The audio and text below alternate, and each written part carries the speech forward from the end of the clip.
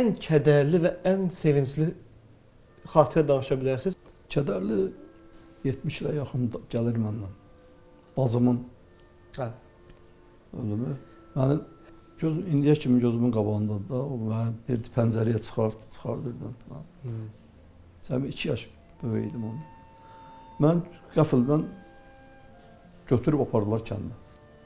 Babamcılar. Qayıdıb gəlirəm, uşağı axtarıram. Uşağım özümdə də. Bacınız yoxdur. Hə. Çox saxladılar məni kənd.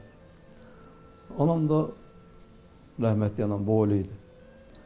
Mən gələndə bacımı göstərdilər. Dedim, bu deyil. Məndən, anam o ərəfədə mən gələnə qədər 3-cü uşağı dünyaya gətirir. Bacımın əvəzinə elə bilib bacım gəlir. Yenə barışmadım.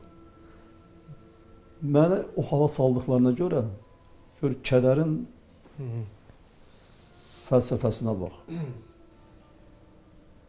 Mən atamla anamın ölməyini istədim Allahdan. Dedim, bunları öldür, məni bacımla elədilər. Uşaq təfəkkürüdür da. Sonra yavaş-yavaş öyrəşdim, hamı unutdu onu. Mən unuda bilmədim.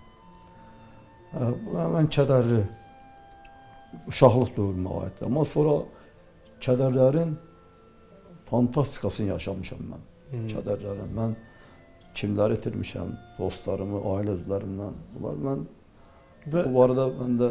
Ən çox da əməliyyatlar keçirdən bir insansınız. insansınız. Bəli, mən 9 dəfə əməliyyat keçirmişəm. Düzdür, yüngülü də olub, ağırlı da olub da, amma 9 əməliyyat keçirmişəm. Bunlar da elə bir şeydir. O zaman çox möhkəm adamsınız. Möhkəm adam... Əslində bu şeylərə insan tab gətirməz. Möhkəm adam da deyiləm.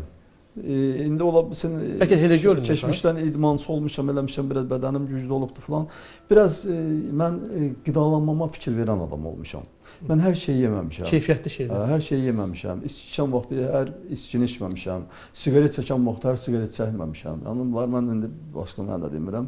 Amma bir məsələ var ki, inamım olub da, həm də elə bilginən böyük Allah deyib ki, saxlayıbdır ki, bu kədərləri kimsə yaşamalıdır. İçkiləri kimsə görməlidir, kimsə yaşamalıdır. O ağrıları yaşamalıdır.